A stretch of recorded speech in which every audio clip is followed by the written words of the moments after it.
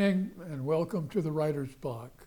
I'm your host, John Ronan, and as you know now, in our 36th year, I talk to writers about their craft, what they're concentrating on today, what they've accomplished, what they might be planning for the future. It is, however, as I remind you every week, open to wider audiences than simply writers. Not simply writers, but wider audience than writers. We do have on occasionally other brands of artists. We've had on actors, we've had on sculptors, we've had on musicians. If you have an idea for a good writer who might fit the writer's block or another brand of artist, watch for our address at the end of the show. We'd be glad to get your suggestions. I also want to remind you once again that the Writer's Block and all the other original programming that comes out of 1623 Studios is a result of cable access television. It's a very, very valuable community asset, and you don't get that community asset with other means of accessing the internet. So you stick with the Writer's Block, stick with cable. Tonight, I'm very happy to say we do have a writer, a poet by the name of Bob Whelan. He hails from Rockport, and we're going to talk to him about his work as the poet laureate of Rockport and also as a poet. I'm going to use as my introduction to him, or the beginning of the introduction, a paragraph describing his work that appears in an anthology in which he is a prominent poet, Tide Lines, published by a collective of poets in Rockport just a couple of years ago. Bob Whelan is a poet and writer whose poems have been published in journals and anthologies, including Ibbotson Street, Neologism Poetry, Pure Haiku, Red Barn, 2020 Voices, Ward Play, and others. Believing poetry is best spoken, he frequents open mics in Boston and North Shore. He organizes the annual Rockport Poetry Festival and hosts the monthly Rockport Poetry Open Mic. He lives in Rockport with children, an organic garden, dogs, cats, chickens, and bees. Currently, he supports his poetry addiction as an adjunct professor of philosophy and psychology. Bob Whelan, welcome to the Writer's Block. Thank you. Good to see you. How come you have so many strange animals on your property? Since my kids were little, we've been gardening. I wanted them to have a notion of sustainable living and understand where your food actually comes from. And apparently at the time that was written, I didn't have the goats. Oh, you added the goats. And so they were for milk and cheese. There were more pets. I could compost everything that was going on, and the garden was a jungle. It was huge. The kids loved it, and we ate well. So you still have, besides goats, you still have, I want to get this list right,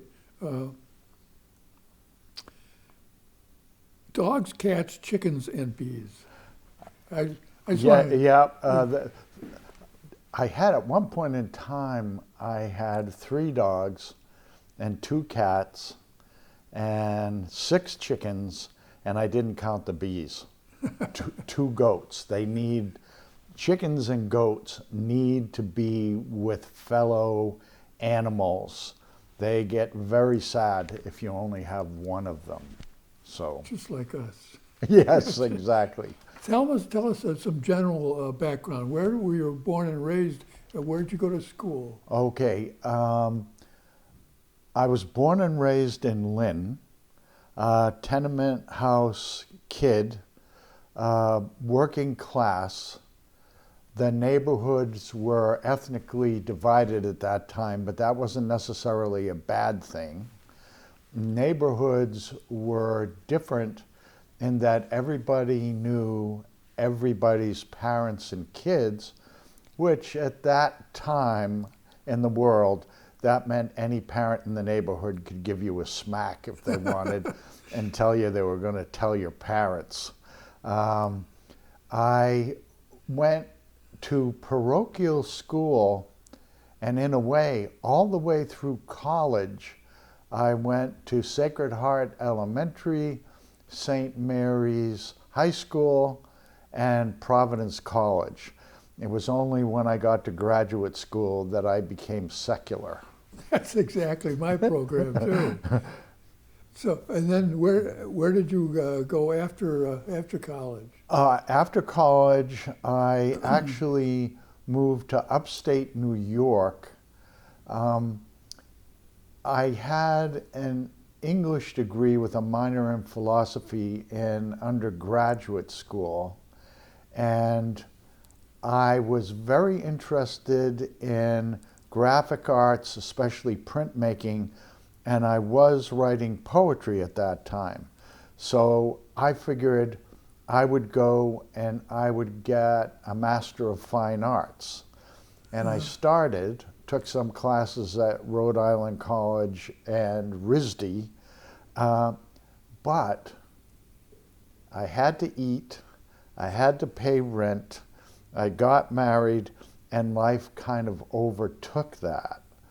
I worked at that point as a community organizer, and I was living in Rhode Island, in Providence, and so I was a community organizer there, but my wife was a business person, and she got a job in upstate New York. I got the job as a community organizer because I felt like I don't necessarily need someone to teach me how to be creative, but I have to get a job that isn't going to kill my soul. And so I did that. That nourished me. When I moved to upstate New York, I continued and worked in Syracuse. And then I kind of sort of grew up and said, well, what am I going to do for a career? And I took a graduate degree in psychology. The program was great. It was in Oswego, New York, because they were strongly biased towards hiring folks who were from liberal arts rather than psychology undergraduate programs. Their notion was, if you've got a psychology degree from undergraduate school, you know a lot about running rats through mazes. If you've read literature and poetry and philosophy, you know humanity. And so Good you'd for make them. a better Good for therapist and a better evaluator with that kind of background. Now, two questions. I want to ask you, who started you writing poetry? You said you were writing it early, and how did you get to Rockport? Okay, I started writing poetry because at that time, a budding hippie, I was listening to Dylan songs. He eventually got a Nobel Prize in Literature, but at the time his lyrics were blowing me away.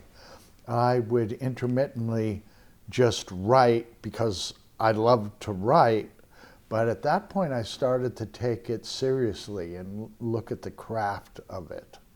I got to Rockport because my eldest daughter, the pregnancy was in upstate New York. And so her mom and myself kind of had this discussion. If we buy something here and have children here, we're going to wind up staying here. And we were both away from our families of origin.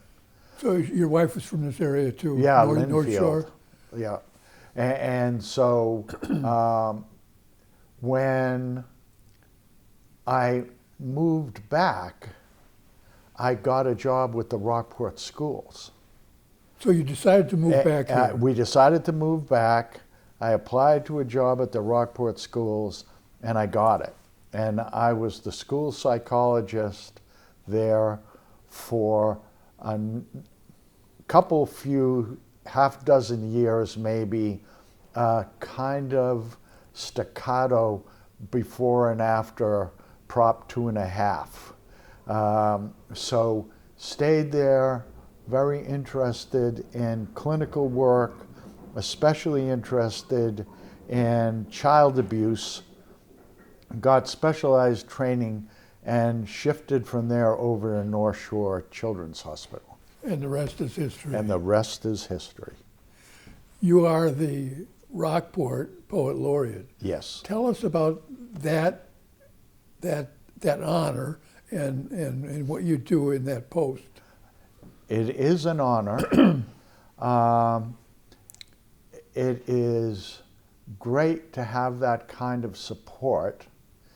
And I believe that a laureate, and I think this is pretty much standard operating procedure, that's somebody who's supposed to bring poetry to the community. And my thought was, and still is, I want poetry to be part of everyday life for as many people as possible. I started the Rockport Poetry Open Mic. I was looking at a world getting meaner and less empathetic, and I decided I had to break out more and become more public. This is before being appointed the Poet Laureate. And that took off so great, it kind of blew my mind. And then I thought, we should have a festival.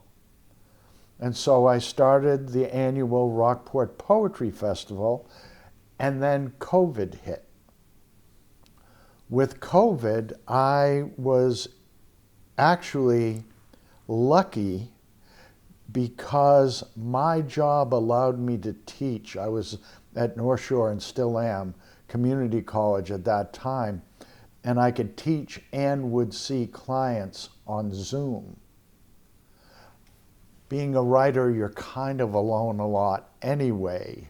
And so I was prepared for it with my garden and my profession. And we moved the open mic to Zoom, where it still is. And during that period of time, we exploded internationally. And so the Rockport Poetry Festival went into COVID as the Rockport Poetry Festival and came out of COVID as the Rockport International Poetry Festival. And I've done a lot of readings internationally, have great friends internationally, and live has moved to the Gloucester Writers Center the first Monday of every month. So that's a live reading, and the Rockport Poetry Open Mic is the second Wednesday of every month, and it's on Zoom, and we still have international visitors regularly. That idea of communicating instantly internationally is still seems to me foreign, because I didn't wake up, I didn't grow up in that kind of atmosphere, and the social media, internet atmosphere, and it still strikes me as, I'm still surprised. Yeah, it is surprising, and frankly, it is a fair debate to see if it's changed things to the worse. That's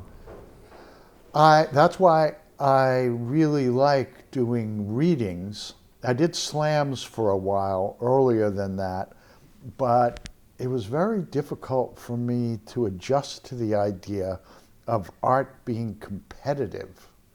And it just hit me the wrong way.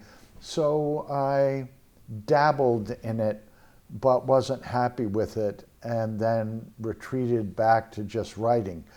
I was a therapist and did work doing evaluations. I started to do risk assessments, and between working with child abuse and risk assessments, I saw an underbelly of the world that had a lot of stress to it.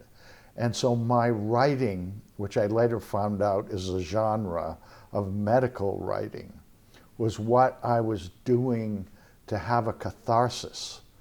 But the complication for me was I knew real people in real circumstances, and there is confidentiality with it. So I didn't feel comfortable that I could share my writing openly.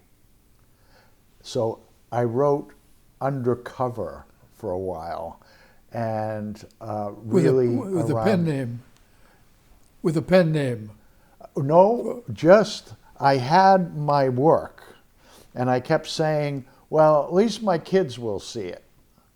But 2016, I broke out, actually, and started to become much more public and had expanded my writing. I see. So for 9 years, I've been very public with it. Good, good. Sounds like you're busy. I am, actually, very busy. I want to ask you a couple of questions about Tide Lines, Yeah. which I mentioned in the introduction. Yeah. That was published by a group of Rockport poets, a collective, and you're very prominent in it. And I want to mention that I offered one of the blurbs for the book.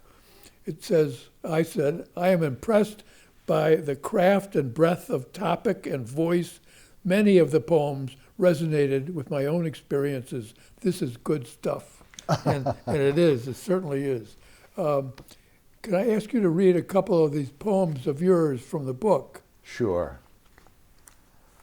So I do like forms.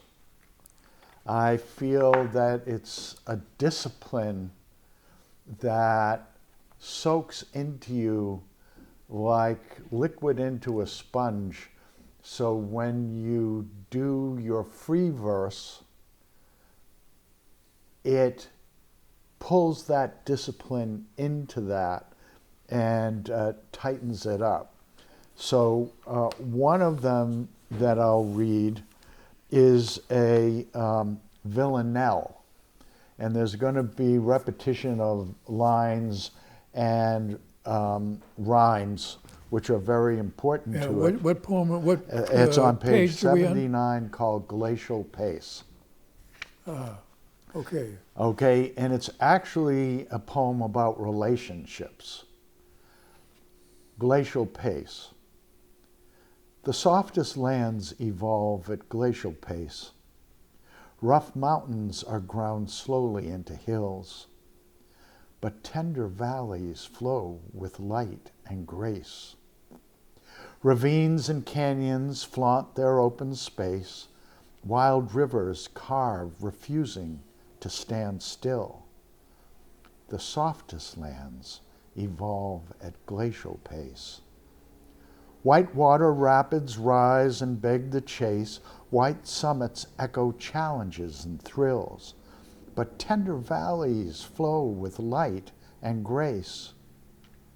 Storms rage and etch the rock face into lace. Velocity is a tool of nature's skill. The softest lands evolve at glacial pace. Seas surge, obliterate, and leave no trace. Whole continents submerge beneath their will, but tender valleys flow with light and grace. Both fast and slow emerge and interface. Sometimes creation's speed is what fulfills, but tender valleys flow with light and grace. The softest lands evolve at glacial pace. Very nice. Very nicely done. Thank you. That's a really intricate pattern of villanelles with repetition of lines and the rhyme scheme as well. And I agree with you that form is important. And people, I've used, I've taken some freedom and used some methods that have been freed up in modern poetry.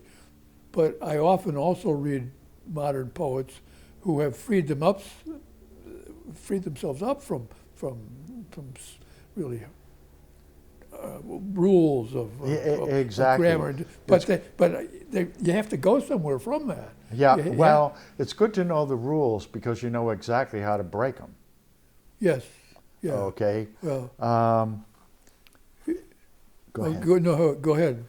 If I might, also in this volume, I found out a while ago, kind of like a couple years ago, that there is another genre called a domestic poet.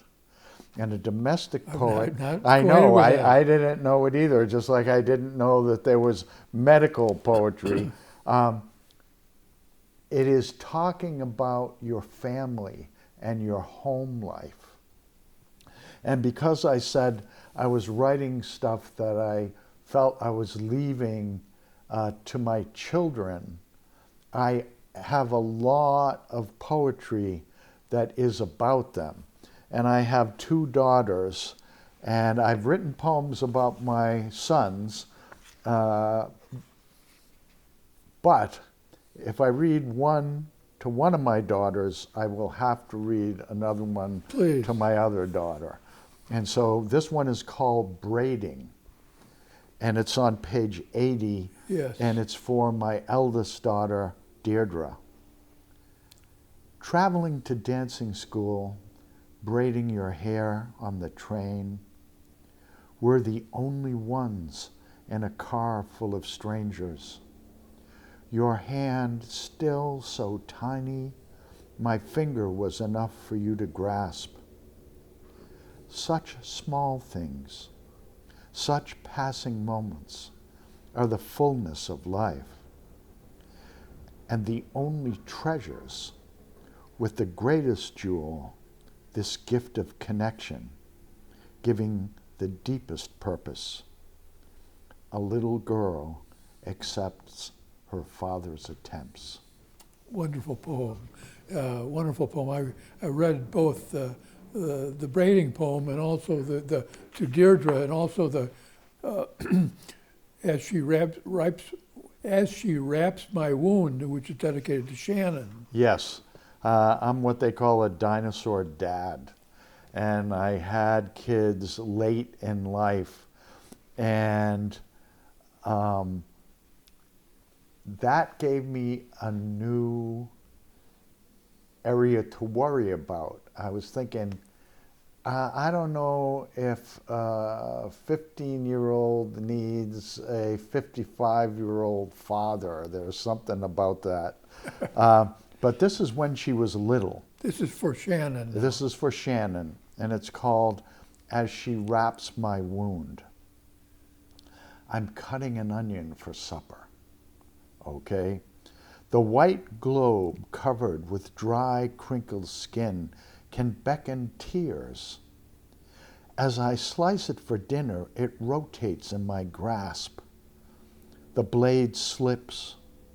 Instead, I am the one who is cut. Red weeps from my fingertip. My youngest daughter, the last child still living with me, having heard my curse, responds with a Band-Aid. She is 1/5 my age, yet insists on caring for me, proclaiming to know better than I about tending small things.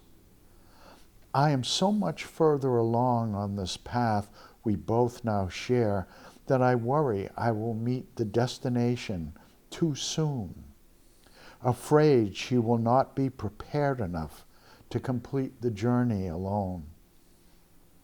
As she wraps my wound, I feel better. Very good. Her care was effective. I was just cutting up some onions a week ago, and I don't know anything about the varieties of onions, but some of them are more powerful. And I was weeping. Yes. I was weeping. I had to stop for a while and My, walk my away. knife skills have improved. I have stopped trying to cut them as a globe and cut them in half first and then put the flat side down. That's improved things immensely.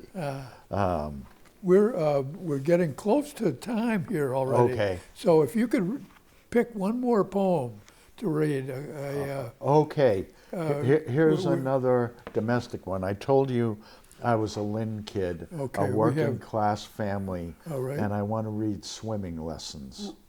what page are we And on? that's on page 82.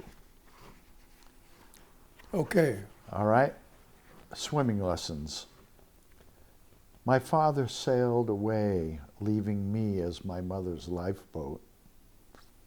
Neither she nor I could float, so we accepted drowning. She out of despair, me not knowing anything different. Anger was my father's life jacket. I could not have known his father, too, had drowned in alcohol, as had my mother's father. So I learned to swim alone, believing the touch of another could sink you down too. Very good. I love the idea of the title, Swimming Lessons, and then alcohol being where these people drown. Yep, yep. We are almost finished with the half hour. It went very quickly for me it did, because I enjoyed so much listening to your work and your background and hearing about your energy in the direction of poetry. Thank you very much, Oh, it's my pleasure. Bob I Whelan, for appreciate being the on opportunity. the writer's block. Yep, yep. Thank you. I want to thank everybody in television land as well. If you've learned something about Bob Whelan's background, his dedication to poetry and community, then the writer's block has done its job. Thanks for being with us, and I hope to see you again next time on the writer's block. Good night.